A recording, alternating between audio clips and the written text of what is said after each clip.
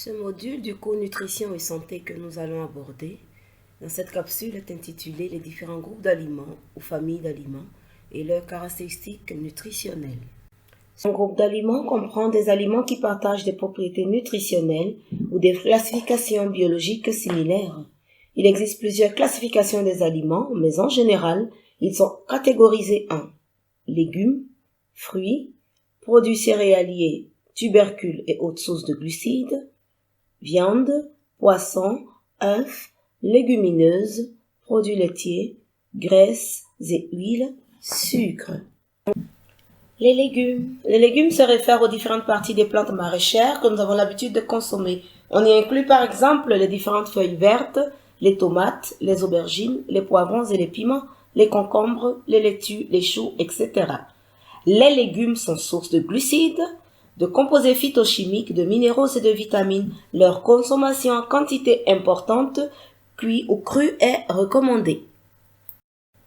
Les fruits. Dans le langage courant, les fruits désignent des parties de plantes souvent charnues et sucrées, consommées après les repas en collation, transformées en jus ou consommées en dessert. Des exemples incluent les mangues, les melons, les pastèques, les raisins, les oranges, les pommes, etc. Comme les légumes, les fruits sont une bonne source de glucides, de composés phytochimiques, de minéraux et de vitamines. Les fruits sont une source de sucre simple tel que le fructose. Du point de vue nutritionnel, les jus ne sont pas équivalents aux fruits entiers. Je vais vous parler des céréales, des tubercules et des racines. Ces produits forment souvent la base de l'alimentation qu'on agrémente avec des aliments des autres groupes dans plusieurs régimes alimentaires.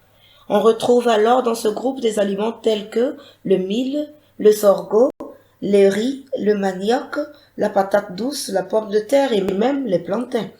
Les pâtes alimentaires, spaghettis, macaroni et le pain sont des produits transformés à partir du blé et font bien partie de ce groupe. Pour les céréales, il est recommandé de consommer la version complète du grain. Ce groupe d'aliments est source d'énergie et de glucides complexes. Je vous parle viande, poisson, œufs et autres sources de protéines. Ce groupe contient les viandes de bœuf, mouton, chèvre ou autres mammifères, les volailles, les œufs, les poissons et les fruits de mer. Les sources de protéines végétales comprennent les haricots et autres légumineux. Elles constituent une bonne source de protéines, sont peu coûteuses et sont aussi une bonne source de fibres alimentaires. Ce groupe alimentaire est source de protéines, de fer et d'autres sels minéraux. Il est important pour la croissance des enfants et la constitution des muscles. Les produits laitiers. Bonne source de calcium, de protéines et de gras. Ce groupe comprend le lait, le yaourt et autres produits fermentés à base de lait, les fromages, etc. Pour les populations n'ayant pas accès à ces aliments, ceux-ci peuvent être remplacés par des aliments riches en calcium, comme les poissons avec arêtes ou crustacés avec carapace séchée. Il faut retenir que les produits laitiers sucrés sont à minimiser dans l'alimentation. Nous voulons vous parler du groupe des huiles et des gras. Font partie de ce groupe les huiles d'origine végétale telles que les huiles d'arachide, de palme, d'olive et les gras d'origine animale tels que le beurre, la margarine. Les huiles végétales sont préférées aux matières grasses d'origine animale, lesquelles contiennent beaucoup plus d'acides gras saturés. Les grasses transformées à base d'huile végétale hydrogénées sont à éviter car contenant des gras trans.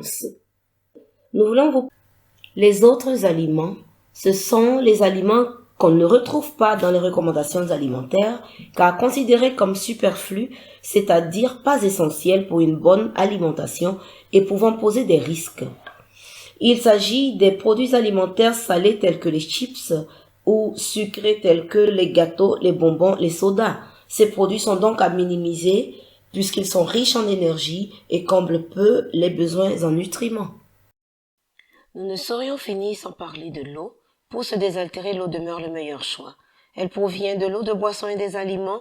Le besoin journalier en eau est de 1 à 1,5 litres chez l'adulte et de 100 à 150 grammes par kilo de poids chez l'enfant.